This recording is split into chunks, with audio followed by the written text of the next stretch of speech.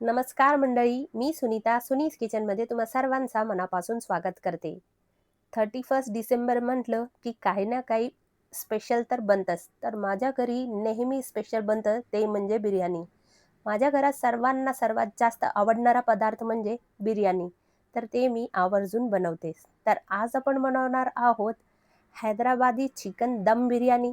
तेही घरच्या घरी कमी वेळात आणि कमी साहित्य वापरून. बिर्याणी म्हणजे वेळ हा लागतोच. तर चला करूया सुरुवात.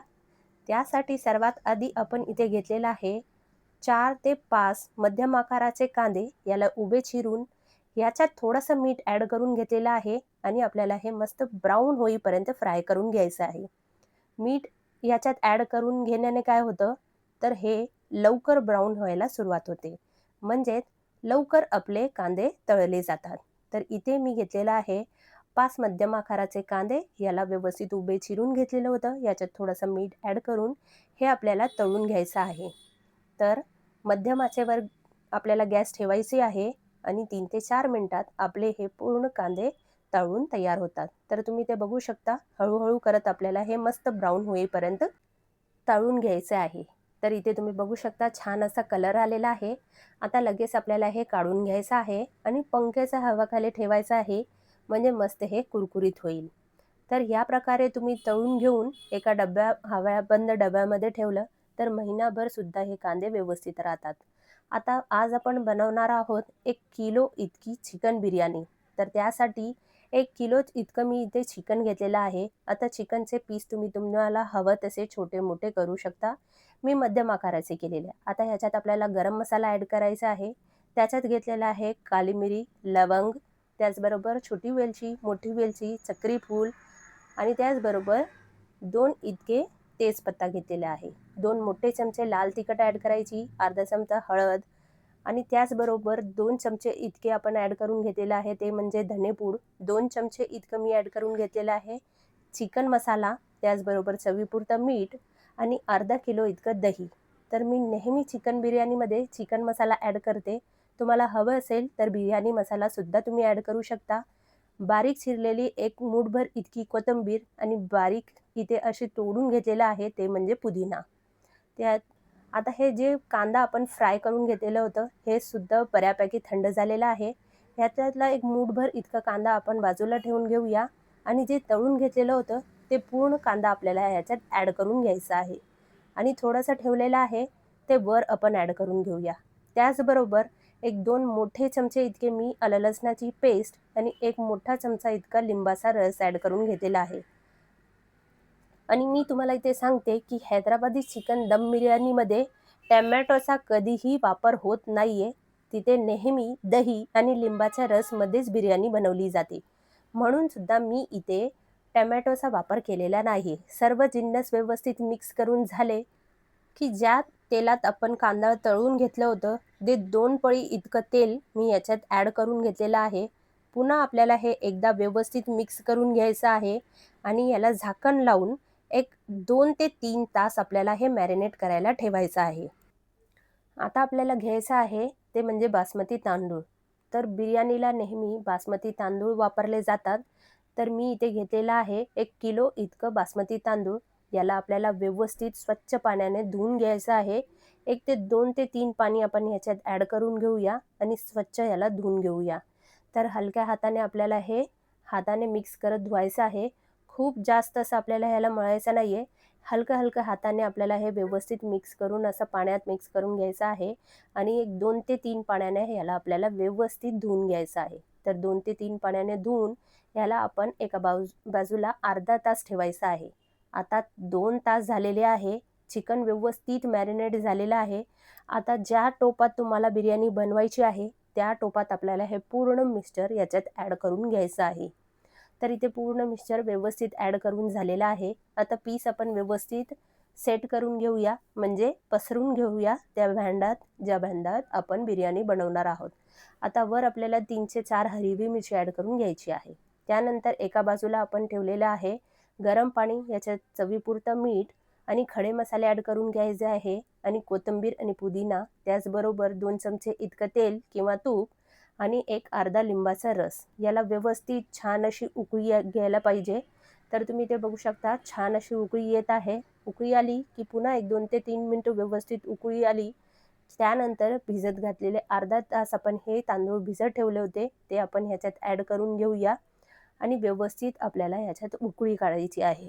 आता तांदूळ आपल्याला चिकनमध्ये टप्प्याटप्प्यामध्ये ॲड करायचं आहे. म्हणजे सर्वात आधी 50%, नंतर 70% आणि त्यानंतर 90%. तर सर्वात आधी 50% असं तांदूळ आपल्याला शिजवून घ्यायचं आहे. तर इथे तुम्ही बघू शकता 50% इतकं तांदूळ शिजलेलं आहे. आता आपल्याला काय करायचं आहे, एक मोठं जे तवा असतं ते ठेवून घ्यायचं आहे. त्याच्यावर चिकन जे आहे आपण मॅरिनेट करून ठेवलं होतं ते ठेवायचं आहे. आता तुम्ही इथे बघू शकता 50% इतकं जे आपलं तांदूळ होतं ते शिजलेलं आहे. ह्याच्यातलंच पाणी 1 कपभर इतकं पाणी आपल्याला ह्याच्यात ॲड करून घ्यायचं आहे. भातातलंच पाणी आपल्याला ह्याच्यात ॲड करायचं आहे. त्यानंतर 50% शिजलेला भात आपल्याला ह्याच्यात सर्वात आधी सर्वात पहिली लेयर ह्याच्यात ॲड करून घ्यायची आहे.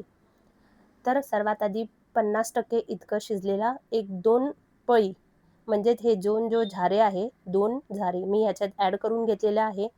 आता त्यानंतर एक 70% इतकं शिजलेला तांदूळ आपल्याला ह्याच्यात ॲड करून घ्यायचा आहे. तर हलकासा आपल्याला हे पसरून सुद्धा घ्यायचं आहे. सर्वात पूर्ण बाजूला एकसारखा तांदूळ यायला पाहिजे. तुम्ही बघू शकता. त्यानंतर मी याच्यावर थोडंसं कोथिंबीर आणि पुदिना ॲड करून घेतलेला आहे आणि त्याचबरोबर आपल्याला ह्याच्यात ॲड करून घ्यायचं आहे ते म्हणजे जे आपण तळून घेतलेला कांदा होता ते ॲड करून घ्यायचं आहे आणि 1 चमचाभर इतकं तूप याच्यावर ॲड करून घेतलेलं आहे आणि मी इथे फूड कलरचा वापर केलेला आहे. तुम्हाला हवं असेल तर ॲड करू शकता किंवा स्किपसुद्धा करू शकता.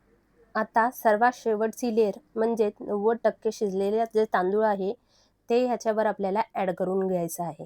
तर हळूहळू करत पूर्ण 90% शिजलेला जे भात आहे ते मी याच्यावर ॲड करून घेते आणि एकसारखं आपल्याला हे इथे पसरून घ्यायचं आहे.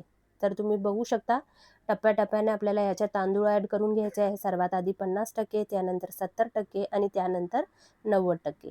त्यानंतर सर्वात शेवटी आपल्याला बारीक चिरलेली कोथिंबीर, बारीक चिरलेला पुदिना, त्याचबरोबर तळून घेतलेला कांदा, फूड कलर ह्याच्यात जे खाण्याचा कलर असतं ते मी ॲड करून घेतलेलं आहे. त्याचबरोबर तूप आपल्याला 1 ते 1.5 चमचे याच्यावर ॲड करून घ्यायचं आहे आणि त्यानंतर आपल्याला याच्या बाजूला मी जे पीठ आपलं असतं मळून घेतलेलं ते याच्यावर ॲड करून घेतलेलं आहे आणि झाकण लावून म्हणजेच याची वाफ जाणार नाही, म्हणजे याला दम व्यवस्थित बसेल.